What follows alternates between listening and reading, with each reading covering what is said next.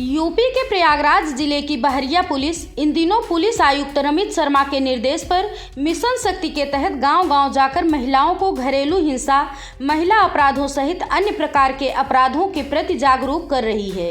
इस सिलसिले में पुलिस ने रविवार को बहरिया थाना क्षेत्र के बघोला में चौपाल लगाकर महिलाओं को महिला अपराध के बारे में मिशन शक्ति के तहत चौपाल लगाकर महिलाओं को महिला अपराध के बारे में जागरूक किया। आपको बता दें कि बहरिया थाना क्षेत्र के बघोला में बहरिया पुलिस ने चौपाल लगाकर महिलाओं को महिला अपराध के प्रति जागरूक करते हुए सरकार द्वारा संचालित विभिन्न योजनाओं के बारे में जानकारी दी। चौपाल में गांव की महिलाओं ने उप निरीक्षक मोहम्मद रईस और उप निरीक्षक रोहित मयंक के समक्ष पेंशन और शौचालय की मांग रखी, जिस पर दोनों पुलिस अधिकारियों ने महिलाओं से लिखित शिकायत मांगी और उनकी समस्याओं को दूर करवाने का आश्वासन दिया।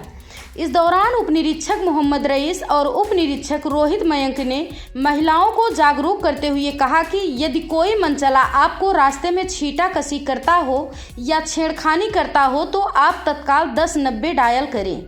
पुलिस आपकी सहायता के लिए तत्काल पहुंचेगी और आपकी पहचान को गुप्त रखेगी। उप निरीक्षक मोहम्मद रईस और उप निरीक्षक रोहित मयंक ने डायल 112, 1076, 1098, 108, 102, 181 के बारे में विस्तार से जानकारी दी। इस मौके पर ग्राम प्रधान सुखराजी, प्रधानपति राम निहोर, महिला कांस्टेबल डिम्पल यादव, महिला कांस्टेबल आशा वर्मा सहित गाँव की सैकड़ों महिलाएं उपस्थित रहीं। प्रयागराज की बहरिया से प्रयागराज 24x7 न्यूज के लिए राजेंद्र कुमार तिवारी की रिपोर्ट।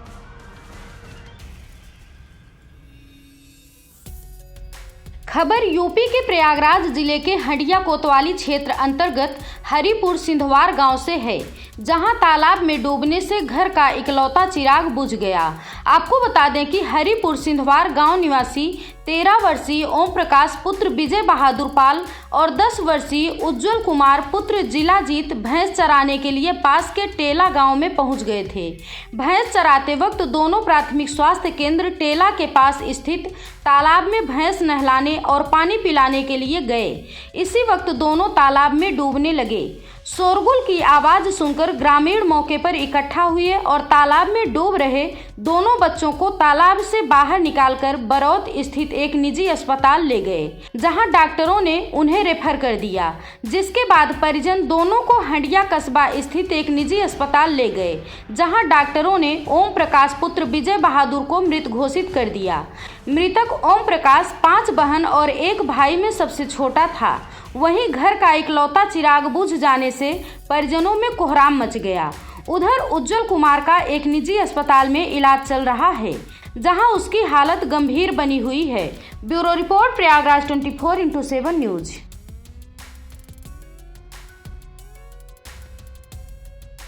खबर यूपी के प्रतापगढ़ जिले के मानिकपुर थाना क्षेत्र से है, जहां कुत्ते को बचाने के चक्कर में यूपी के पूर्व कैबिनेट मंत्री सिद्धार्थनाथ सिंह के काफिले की गाड़ी प्रयागराज से लखनऊ जाते वक्त मानिकपुर थाना क्षेत्र के रहमत अली का पुरवा गांव के सामने कुत्ते को बचाने के चक्कर में पलट गई, जिसके चलते पूर्व कैबिनेट मंत्री सिद्धार्थनाथ सिंह के काफिले में सुरक्षा में चल रहे सुरक्षाकर्मी और ड्राइवर सहित 5 लोग गंभीर रूप से घायल हो गए।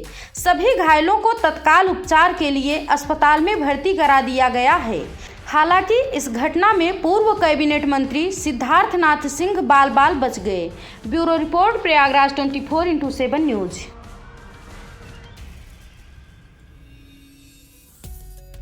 खबर यूपी के शामली जिले से है, जहां भारी बारिश होने के चलते यूपी के डिप्टी सीएम केशव प्रसाद मौर्य की जनसभा रद्द हो गई।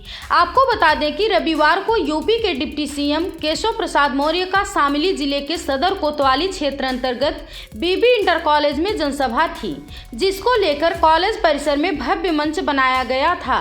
इसके साथ ही मंच के सामने एक विशाल पंडाल भी लगाया गया था, जहां आने वाले लोग बैठकर अपने नेता का संबोधन सुनते। लेकिन बीती रात से भारी बारिश के चलते डिप्टी सीएम केशव प्रसाद मौर्य का ये कार्यक्रम खटाई में पड़ गया, क्योंकि कार्यक्रम स्थल पर भारी बारिश के कारण पानी भर गया और हेलीपैड पर भी बारिश के कारण पानी भर गया, जिसके चलते रविवार को होने वाला डिप्टी सीएम केशव प्रसाद मौर्य का ये कार्यक्रम रद्द हो गया। Bureau report Prayagraj 24x7 news.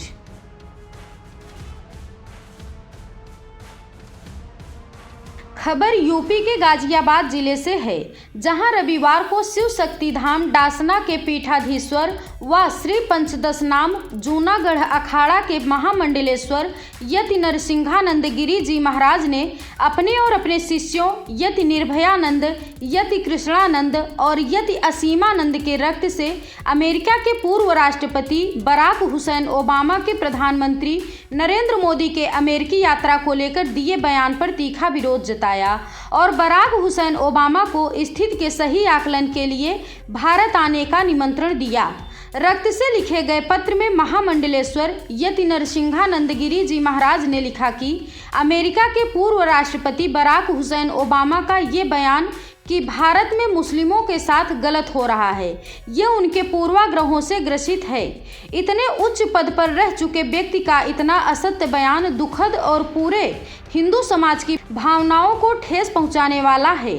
Barack Hussain Obama सहित सारे ईसाइयों और यहूदियों को समझना चाहिए कि निर्दोष हिंदुओं को मिटाने के इस्लामिक लक्ष्य का समर्थन करके आप अपने सर्वनाश को आमंत्रित कर रहे हैं।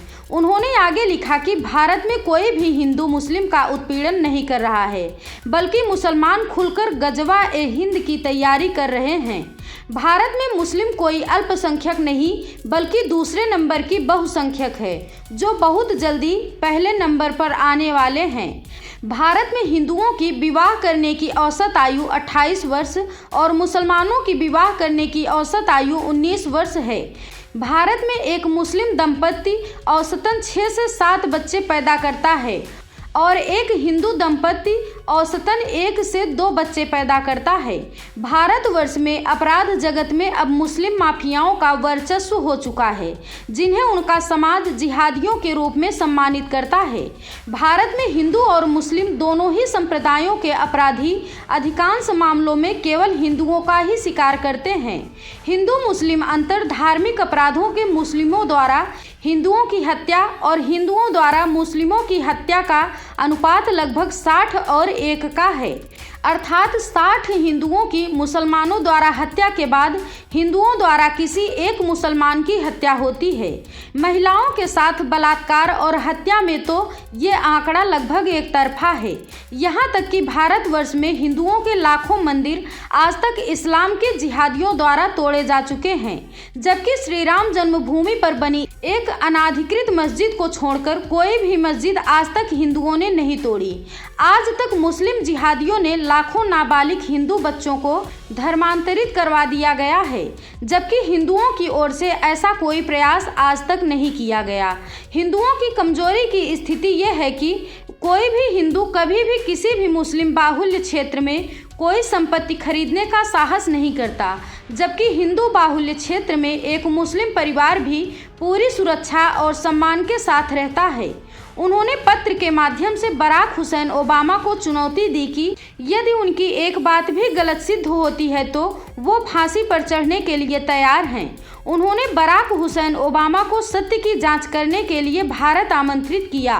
पत्र में ये भी लिखा गया कि यदि बराक हुसैन ओबामा पूर्वाग्रहों को त्याग कर सत्य का साथ देंगे तो इन जिहादियों की असलियत दुनिया के सामने आएगी, जिन्होंने झूठे प्रयास से पीड़ित को अपराधी और अपराधी को पीड़ित बनाकर दुनिया को मूर्ख बनाकर रख दिया। Bureau report Prayagraj 24x7 news.